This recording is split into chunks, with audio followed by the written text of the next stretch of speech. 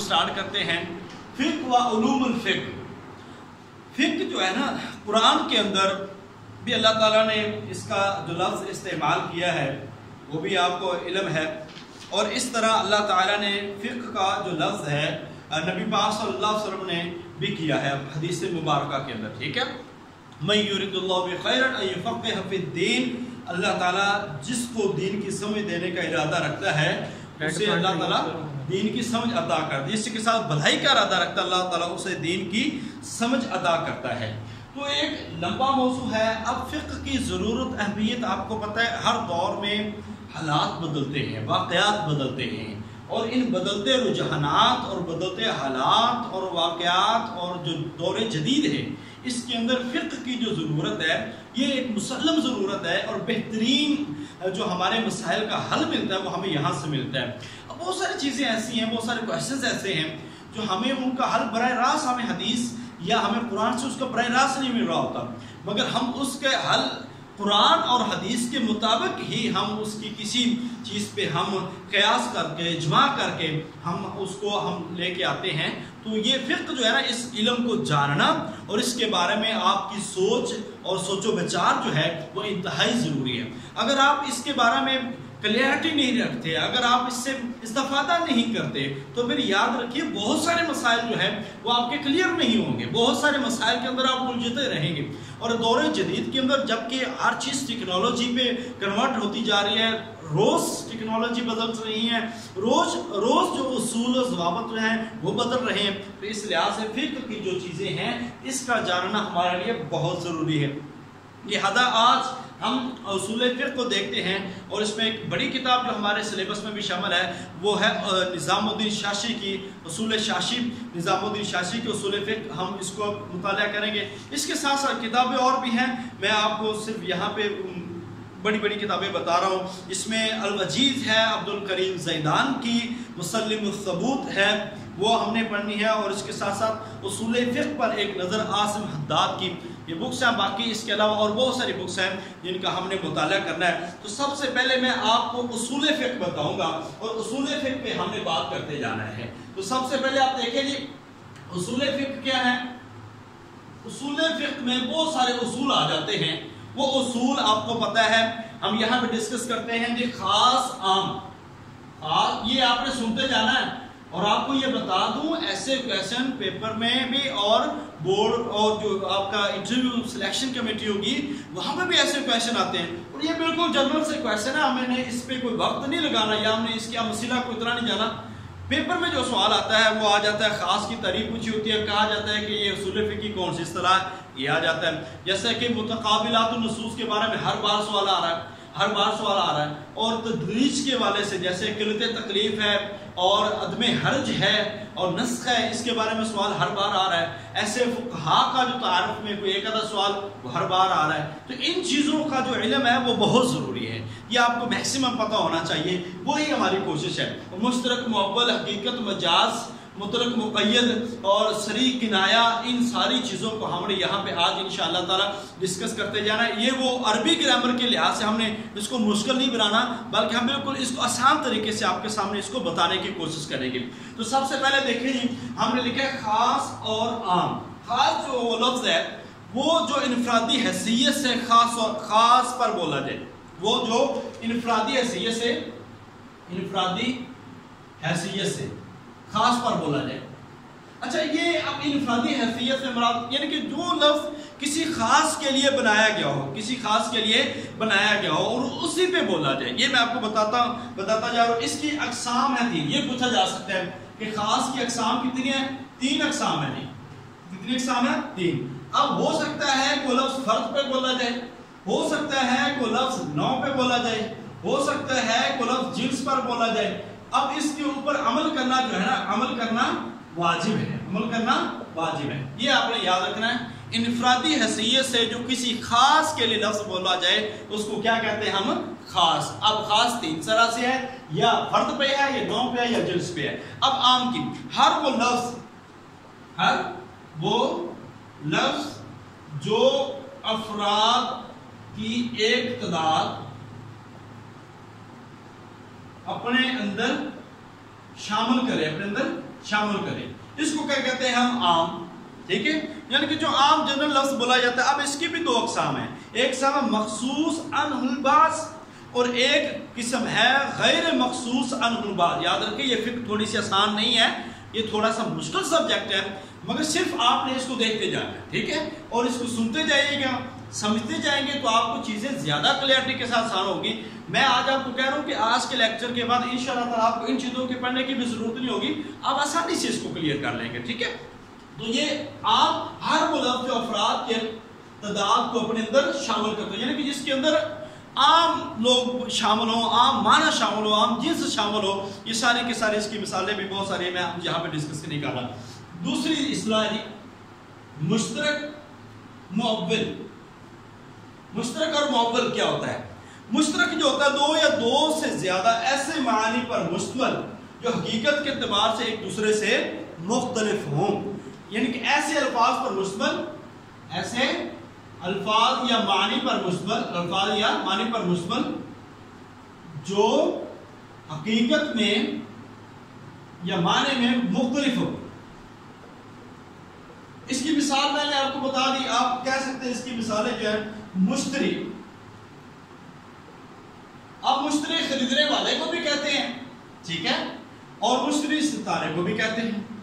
بائن، ٹھیک ہے، سیارہ، اب بائن ہے یہ طلاق کی بھی ایک قسم ہے، ٹھیک ہے، بائن بیان کرنے والا بھی ہوتا ہے، برحال اس لحاظ سے سفینہ کشتی کو بھی بولا جاتا ہے۔ تو اس طرح کے یعنی کہ جو لفظ کسی لفظ پر مشترک لفظ ہوتا ہے معنی کے لحاظ سے مختلف ہوتا ہے، اس کی آپ پیئر آف ورڈز انگلش میں آتے ہیں، جیسے پیئر آف ورڈز جس میں آواز تقریباً سیم ہوتی ہے مگر اس کا جو معنی ہے وہ اور طرح کا ہوتا ہے، اس کا ڈیفرنٹ ہوتا ہے، یہ آپ نے ذہن میں رکھنا ہے۔ اب معول جو ہوتا ہے یعنی کہ ایسے الفاظ معنی جو لفظ تو ایک ہوں مگر معنی کے لحاظ سے مختلف ہو، اس کو کہتے ہیں مشترک، جس کے اندر معنی بہت زیادہ موجود ہوں۔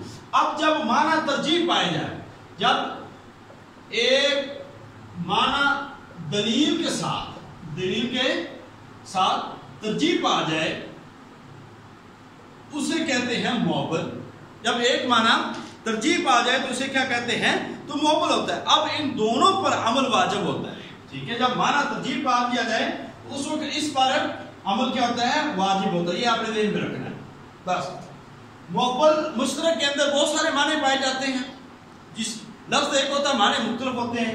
معول جب ان سب معنوں کا ایک معنی متعین ہو جائے، ان سب میں سے ایک معنی متعین ہو جائے تو اس کو ہم کیا کہتے ہیں؟ معول۔ ہم بات آگے کرتے جا رہے ہیں جی۔ مشترک معول عام خاص یہ ہو چکا، اس کے بعد جی ہم بات کرنی ہے حقیقت اور مجاز۔ حقیقت اور مجاز، یہ لیکچر آپ سب کے لیے بہت ضروری ہے کیونکہ اس کے اندر بہت ساری چیزیں ہیں۔ حقیقت اور مجاز وہ لفظ جس کو لغت کے وضع کرنے والوں نے کسی خاص معنی کے لیے وضع کیا ہو، وہ لفظ جس کو وضع کرنے والے کسی شے کی ماہیت کے لیے بنایا ہو، جس کو خاص بنایا گیا ہو، وضع کرنے والا۔ میں اس کی مختلف تعریف لکھ رہا ہوں۔ حقیقت وہ لفظ جس کو وضع کرنے والے نے کسی شے کی ماہیت کے لیے بنایا ہو اس کو حقیقت کہتے ہیں۔ حقیقت کی اقسام 3 ہیں، ٹھیک ہے۔ اب اس کی 3 صورتیں ہیں، لغوی، شرعی، عام، خاص، اس کی 3 صورتیں ہو سکتی ہیں، ٹھیک ہے جی۔ اب اس کی اقسام جو ہے وہ 3 ہیں، صورتیں 4 ہیں اور اس کی اقسام 3 ہیں۔ اقسام آپ دیکھ رہے ہیں، متعذرہ، حقیقت کی نقصان، یہ آپ نے ذہن میں رکھنی ہے۔ آپ سے پوچھا یہ جا سکتا ہے کہ حقیقت کی اقسام کتنی؟ متعذرہ، محجورہ اور مستعملہ، یہ 3 اقسام ہیں، ٹھیک ہے۔ متعذرہ اس کو کہتے ہیں کہ جس پر عمل مشکل ہو، عمل بہت مشکل ہو۔ اس کی بھی مثالیں ہیں کہ میں گھر میں رکھوں، اعتراض والی، ٹھیک ہے، اعتراض والی جس پہ بالکل عمل نہ ہو سکے۔ محجورہ جس کو ترک کر دیا گیا ہو، جس کو چھوڑ دیا گیا ہو۔ اور مستعملہ جو عام طور پر استعمال ہو، یہ آپ نے یاد رکھنا ہے۔ حقیقت جس لفظ کو، وہ لفظ جس کو وضع کرنے والے کسی خاص شے کے لیے وضع کرتے ہیں۔ اس کی 3 اقسام ہیں، 4 صورتیں ہیں۔ اقسام متعذرہ، محجورہ مستعملہ، متعذرہ ایسی کہتے ہیں جس پر عمل کرنا انتہا درجے کا مشکل ہو۔ محجورہ اس کو کہتے ہیں جس کو محجورہ چھوڑا ہوا، جس کو ترک کر دیا گیا ہے۔ مستعملہ جو عام طور پر استعمال ہوتا ہے۔ اب مجاز کیا ہوتا ہے؟ کسی دوسرے میں استعمال کیا جائے، یعنی کہ حقیقت وہ جیسا کہ شعر، ٹھیک ہے، اب ہم کہتے ہیں کہ میرا شعر آیا، ٹھیک ہے، اب حقیقت اس میں کیا؟ پھر تو شعر آئے گا، ٹھیک ہے۔ مجاز کیا ہے؟ مجازی معنی یہ ہوتا ہے کہ ہو سکتا ہے، اس کو اردو کی اصطلاح میں استعارہ بولتے ہیں، کہ ہو سکتا ہے کہ ماں اپنے بیٹے کے لیے یہ کہتی ہو کہ میرا شعر آیا۔ اب جب ماں اپنے بیٹے کے لیے یہ لفظ بولتی ہے تو یہ مجازی معنی ہوتا ہے۔ ایسے کہتے ہیں نا، ایک حقیقی معنی ہوتا ہے اور ایک مجازی معنی ہوتا ہے۔ حقیقی معنی وہ ہوتا ہے جو ہم سب مراد لے ہوتے ہیں، اور مجازی معنی وہ ہوتے ہیں جو اس کے پیچھے یا اس کی بیک گراؤنڈ پہ، یعنی کہ اس کے شان نزول کے مطابق ہو سکتا ہے، ممکن ہے۔ حقیقت وہ ہوتا ہے جو ہمیں نظر آ رہی ہوتی ہے، ٹھیک ہے۔ تو مجاز جب کوئی معنی متعین ہو جاتا ہے اس کو کیا کہتے ہیں؟ ہم مجاز، ٹھیک ہے۔ اب ہم بات کرتے ہیں مطلق اور مقید۔ مطلق مقید یہ بڑا آسان سا ہے۔ مطلق کیا ہوتا ہے؟ ایسا حکم جس میں کوئی قید نہ پائی جائے، جس میں کوئی قید نہ ہو، جس میں قید ہو، کوئی قید ہو، یہ اپنے یاد رکھنا، سمپل سا ہے۔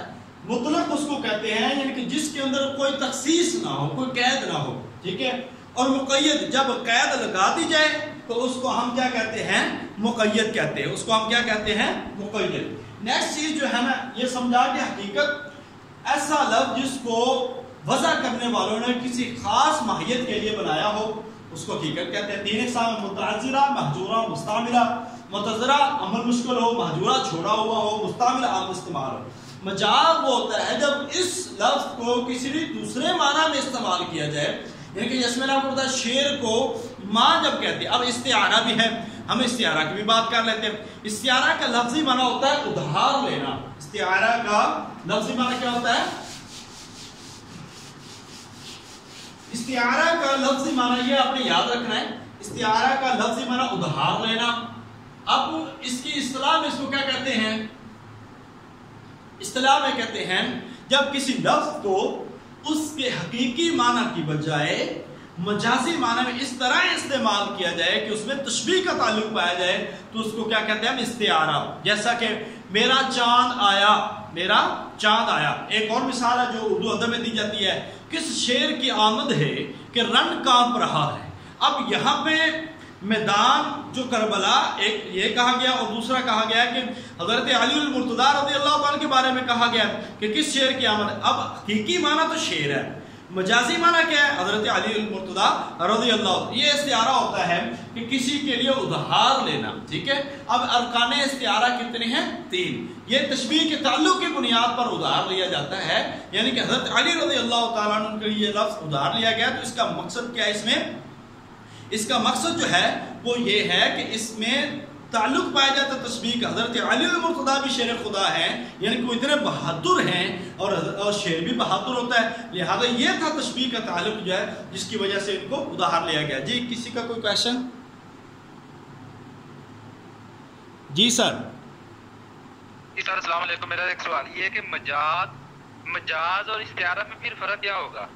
مجاز اور استعارہ میں کوئی بیسک فرق جو ہے وہ غیر حقیقی معنی کے لیے، مجاز غیر حقیقی معنی کے لیے لیا جاتا ہے۔ اب استعارہ ایک اور الگ اصطلاح ہے، مگر مجاز کے اگر آپ جائیں گے نا اردو کی اقسام میں تو وہاں پہ مجاز مرسل ہے، یعنی کہ ہم حقیقت میں بات کر رہے ہیں کہ جب حقیقت کا کوئی لفظ کوئی دوسرے کے لیے استعمال کیا جاتا ہے اس وقت وہ مجازی معنی میں چلا جاتا ہے، جیسا کہ اردو ادب میں ہم اصطلاح کرتے ہیں، ٹھیک ہے۔ اس کا مجاز کا اور استعارہ کا آپس میں تعلق ہے اور یہ ایک دوسرے کے ساتھ ملے جلے ہیں، یہ بات آپ کو سمجھ آ جائے گی۔ باقی مزید اس کو انشاءاللہ آپ کہیں گے تو اس کو گروپ میں انشاءاللہ تعالیٰ باقاعدہ طور پر کلیئر کر دیا جائے گا، ٹھیک ہے جی۔ ہم بات کر رہے ہیں جی آگے صریح اور کنایا۔ صریح اور کنایا جی۔ اب صریح اور کنایا کسے کہتے ہیں؟ ایسا لفظ جس کی مراد واضح ہو۔ صریح کسے کہتے ہیں؟ ایسا لفظ جس کی مراد واضح ہو، یعنی کہ جس کی مراد بالکل کلیئر ہو، جس کا مطلب بالکل واضح ہو، جس میں پریشانی نہ ہو۔ اب کنایہ کیا ہوتا ہے؟ جس کے معنی میں پوشیدگی پائی جائے، جس کے معنی میں پوشیدگی، یعنی کہ جس کی مراد کلیئر نہ ہو، بالکل سمپل سی، صریح میں کلیئر ہوتی ہے، واضح ہوتی ہے، اور کنایہ میں واضح نہیں ہوتی۔ یہ آپ نے ذہن میں رکھنا ہے کہ جس کی مراد واضح ہو وہ صریح، اور جس کی مراد واضح نہ ہو وہ کیا ہے؟ کنایہ۔ اب اس کے علاوہ جو ہم آتے ہیں مرزا صاحب جی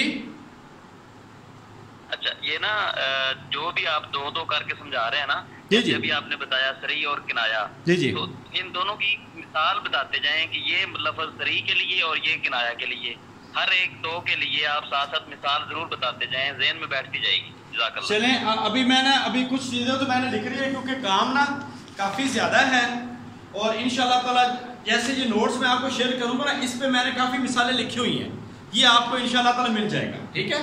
تو ہم اس میں بھی آپ کو یہ واضح کرتے جائیں گے انشاءاللہ تعالی۔ نیکسٹ ہم جو بات کر رہے ہیں جی، ایک ہے جی امر اور ایک ہے نہیں۔ امر اب اصل میں جو ہم پڑھتے ہیں نا وہ ہوتا ہے حکم کے لیے، ایک امر ہے اور ایک نہیں۔ اب امر جو ہم پڑھتے ہیں نا وہ ہم عموماً یہی پڑھا ہے جس میں حکم دیا جاتا ہے۔ اصل میں اس کی طریقہ ہے کسی دوسرے پر کوئی فعل لازم کرنا، شریعت کا لازم کرنا، یعنی کہ کسی دوسرے پر فعل کا لازم کرنا جو ہوتا ہے نا، یہ ہوتا ہے امر۔ یہ کیا ہوتا ہے؟ امر۔ اس کی مثال کیا ہے؟ کسی دوسرے پر شریعت کا لازم کرنا، شریعت کا لازم کرنا، یہ ہوتا ہے امر۔ اب اس کی مثال کیا ہے؟ حافظوا علی الصلوات۔ اب یہ لفظ ہے حفاظت کرو نمازوں پر، خاص طور پر الوسطی، درمیانی نماز پر۔ اب یہ امر ہے۔ اس کے بعد اس کی امر کی مثال ہے ان اللہ یامر بالعدل والاحسان، یہ والی مثال ہے۔ اس کے بعد روزوں کی مثال آئی جاتی ہے کتب علیکم الصیام۔ اب لفظ دیکھا جائے تو کتبہ جو لفظ ہے یہ دیکھا جائے تو امر نہیں ہے یہ، مگر یہاں پہ امر کے لیے کہ شریعت کو لازم کرنے کے لیے کوئی لفظ آ رہا ہے تو اس کو ہم امر کے معنی میں لیتے ہیں۔ یہ بات آپ نے ذہن رکھنی ہے۔ دوسرا نہیں، یعنی کہ کسی بلند تر شخصیت کا، کسی بلند تر شخصیت کا کسی ادنا تر شخصیت کو کام سے روکنا، یہ والی مثال، یعنی کہ کسی بلند تر شخصیت کا کسی ادنا تر شخصیت کو کام سے روکنا، یہ کیا ہوتا ہے؟ نہیں۔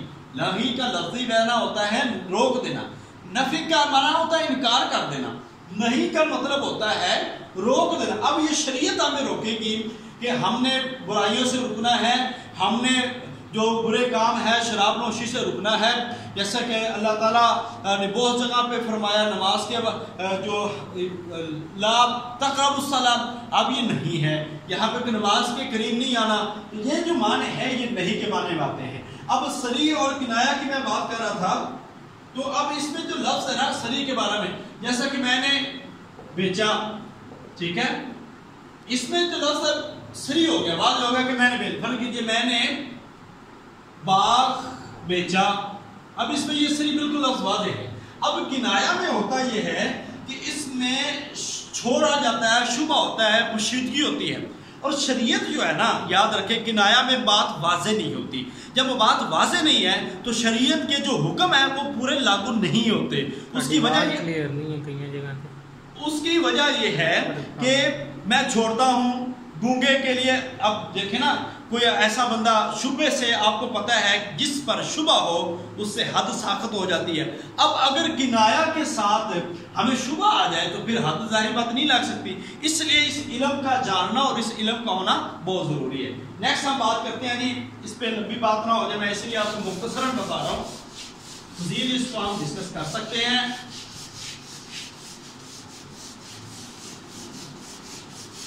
آواز آپ کو کلیئر آ رہی ہے؟ کوئی ایسا بندہ جس کو آواز کلیئر نہ آ رہی ہو؟ سارے سب کو کلیئر آ رہی؟ میسیجز آ رہے ہیں ابھی آواز کلیئر نہیں.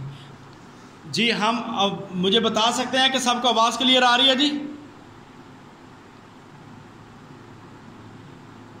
اچھا السلام علیکم. جی ہاں جی بالکل کلیئر آ رہی ہے. میرے خیال سے آواز کلیئر نہیں آ رہی، وہ آپ کی طرف سے ایشو نہیں ہے، کیونکہ اگر آپ کی طرف سے ایشو ہوتا تو سب کہتے کہ آواز نہیں آ رہی. جی جی کو آواز کلیئر نہیں آ رہی جی چلیں شکریہ شکریہ جی شکریہ. میں درمیان میں تھوڑا سا ڈسٹرب ہو جاتا ہوں ایسے مجھے، کیونکہ میرے دوست ہیں جو ساتھ کھڑے ہوتے ہیں وہ سارے بتا رہے ہوتے ہیں، تو ظاہری بات ہم اتنی محنت سے کوئی ایک سبق لے رہے ہوتے ہیں، لیکچر کلیئر کر رہے ہوتے ہیں، تو اگر کسی کو کوئی پرابلم ہوتی ہے تو اس کا حل کرنا میری ذمہ داری ہے. تو اب ہم نا ذرا غور والی چیزیں ہیں اب ہم کرنے جا رہے ہیں، کیونکہ ان میں سے آپ کو لازمی ایک پیپر میں سوال آتا ہے. 2015 کا لیکچرر ہو، 2017 کا لیکچرر ہو، اس میں یہ سوال آیا ہے. آپ کو پتہ ہے کہ کچھ نصوص ہیں، متعلقات النصوص، ایک ہوتی ہے متعلقات النصوص، یہ آپ نے ذہن میں رکھنا ہے. متعلقات النصوص ایک یہ ہے، اور ایک ہے متقابلات النصوص. یہ اپنے لازمی یاد رکھنی ہے. متقابلات النصوص ہے نا، یہ اصل میں ہے 8 متقابلات. متقابلہ کہتے ہیں تقابل کو، یعنی کہ جو ایک دوسرے کی ضد ہے. اب یہ ٹوٹل 8 ہیں، یہ ہمیں سوال آیا ہے، یہ ٹوٹل 8 ہیں. اب اس میں 4 ہیں، 4 جمع 4، یعنی کہ 4 ایک دوسرے کی ضدیں ہیں، 4 اصل ہیں اور 4 ہی ان کی ضدیں ہیں. اگر پوچھا جائے تو متقابلات النصوص کتنی ہیں، ٹوٹل پوچھا جائے تو 8 ہے. اگر یہ بھی سوال، کیونکہ وہاں سے سوال اصل میں ہمارے بہت سارے لوگ سوال کو سمجھنے میں غلطی کرتے ہیں، ان کو پتہ نہیں چلتا، بعد میں کہتے ہو پوچھا تو یہ تھا. اب یہ نہیں آپ نے کہنا، اگر متقابلات النصوص پوچھا جائے تو 8 ہیں ٹوٹل. اگر پوچھا جائے تو متقابلات النصوص کی ضدیں کتنی ہیں تو پھر 4 ہیں. متقابلات النصوص کی ضدیں کتنی ہیں؟ 4 ہیں. اگر پوچھا جائے متعلقات النصوص تو متعلقات النصوص بھی کتنی ہیں؟ 4 ہیں. یہ سوال آپ نے کنفیوز ہو جانا ہے، یہ بارہا سوال آ رہا ہے، ہر لیکچرر کے پیپر میں آ رہا ہے. تو کیونکہ وہ سوال ایک دو ایسے سوال، یہ مشکل سوالوں میں ہوتا ہے، تو اس کو آپ نے ذہن میں رکھنا ہے. ٹھیک ہے، تو ابھی ہم کر رہے ہیں متعلقات النصوص میں 4 چیزیں ہیں. میں لکھتا جا رہا ہوں، یہاں پہ آپ غور کرتے جائیں. عبارت النص، دوسرا ہے جی اشارت النص. یہ آپ نے تھوڑا سا ایک ذہن میں رکھنا ہے، پھر آپ کو یہ یاد رہیں گی. ایک ہے دلالت النص. الحمدللہ مجھے فقہ پہ کوشش ہے، میں اپنے آپ کو اس میں اچھا کرتا ہوں، تو میری شروع سے فقہ میں تھوڑی سی کوشش رہی ہے کہ میں اس کو زیادہ سے زیادہ پڑھوں. الحمدللہ مجھے کوئی اتنا زیادہ مسئلہ نہیں ہوتا، مگر پھر بھی ہم طالب علم ہیں، آپ بھی، ہم سب سیکھتے ہیں اور ایک دوسرے کے ساتھ سیکھتے ہیں. اور غلطی انسان کسی بھی جگہ پہ کر سکتا ہے اور کوئی بڑے سے بڑا کر سکتا ہے، یہ کوئی بڑی بات نہیں ہے. تو عبارت النص، اشارت النص، دلالت النص، اقتضاء النص. اقتضاء النص آپ کو نا سب سے زیادہ اگر غور کرنا ہے نا تو ان کے معنی پہ غور کرنا ہے.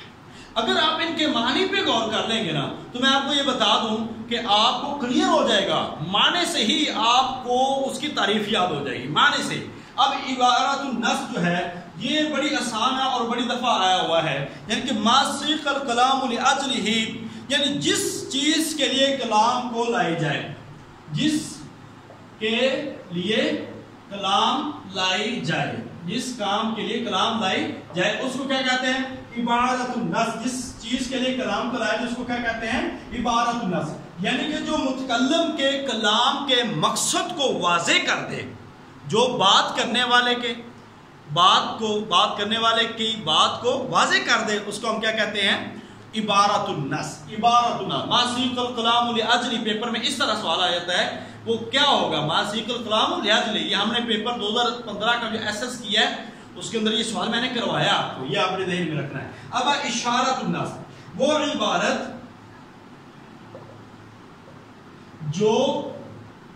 عبارت جو نص کے الفاظ میں بغیر اضافہ کیے ہی سمجھ آ جائے، اس کو کیا کہتے ہیں؟ اشارت النص. اشارت النص یعنی کہ ایسی عبارت نص کے اندر کوئی بھی اضافہ نہیں ہے، بغیر اضافے کے آپ کو سمجھ آ جائے. تو وہ ہوگی اشارۃ النص، یعنی کہ جس میں ہمیں کلیئر اشارہ مل جائے. ٹھیک ہے. اس کی مثال للفقراء المہاجرین الذین اخرجوا من دیارہم. اب فقراء مہاجروں کے بارے میں ہمیں پتہ چل گیا وہ فقراء بھی ہے اور نادار بھی ہیں، یعنی کہ بغیر اس نص کے اندر اضافہ کیا ہمیں معنی سمجھ آ جاتا ہے. اب دلالت النص کیا ہے؟ دلالت الدلالت سے ہے. دلالت النص کہتے ہیں ایسی عبارت جو حکم نص میں دیا جا رہا ہے، اس حکم کی علت ہمیں لغت سے معلوم ہو، ہمیں لغت سے معلوم ہو، نہ کہ اجتہاد سے. اب یہ ہے کہ جو حکم ہمیں دیا جا رہا ہے اس کی علت جو ہے نا ہمیں لغت سے معلوم ہو جائے. اب اس کی مثال لے لیں ذرا دیکھیں. آپ قرآن کے اندر دیکھتے ہیں وَلَا تَقُلْ لَهُمَا أُفٍّ وَلَا تَنْهَرْهُمَا کہ اپنے ماں باپ کو نہ تم نے اف کہنا ہے نہ ان کو جھڑکنا ہے. اب لفظ اف جو ہے اس کا معنی ہمیں سمجھ، ویسے تو ہم کہتے ہیں اف کیا ہے. جب ہم اجتہاد کو دیکھیں گے تو اجتہاد میں ہمیں کوئی اس کی مثال نہیں ملے گی، ہمیں لفظ اف کو ڈھونڈنا پڑے گا لغت سے. تو لہذا دلالت جو لغت، دلال اور لغت یہ اپنے ذہن میں رکھنا ہے. تو جو معنی ہمیں لغت سے مل جائے اس کو دلالت النص کہتے ہیں. ایسی عبارت جو حکم نص میں دیا جا رہا ہو اس حکم کی علت وجہ جو ہے وہ ہمیں کہاں سے ملے؟ لغت سے ملے، کسی فقیہ کے اجتہاد سے نہ ملے. اگر لغت سے ملتی ہے تو پھر وہ دلالت النص کہلائے. اقتضاء النص، اقتضاء النص کسے کہتے ہیں؟ اقتضاء النص جو ہے اقتضاء مطالبہ کرتا ہے، یعنی کہ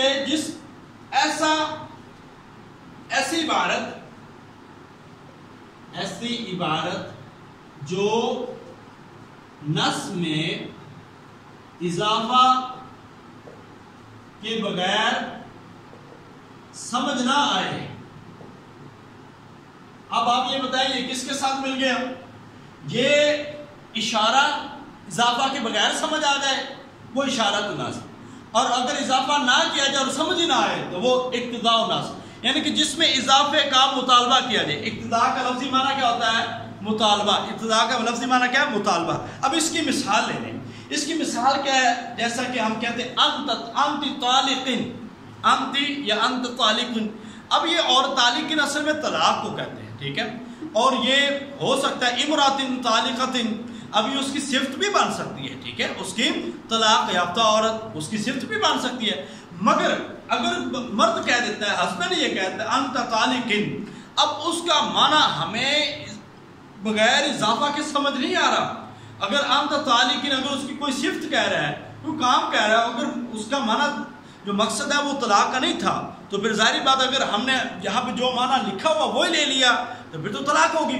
ہمیں اضافہ کی ضرورت ہے، اس پہ اضافہ کیا جائے گا اور توضیح اور تشریح کی جائے گی. پھر جو توضیح اور تشریح میں ہوگا ہم اس کے مطابق ہم اس کا فیصلہ کریں گے. تو یہ میرے خیال سے آپ کو سمجھ آ گئی کہ عبارت النص جس کے لیے کلام کو لایا جائے، یعنی کہ جو متکلم بات کرنے والے کی بات کو واضح کر دے، اس کا مقصد سمجھ آ جائے.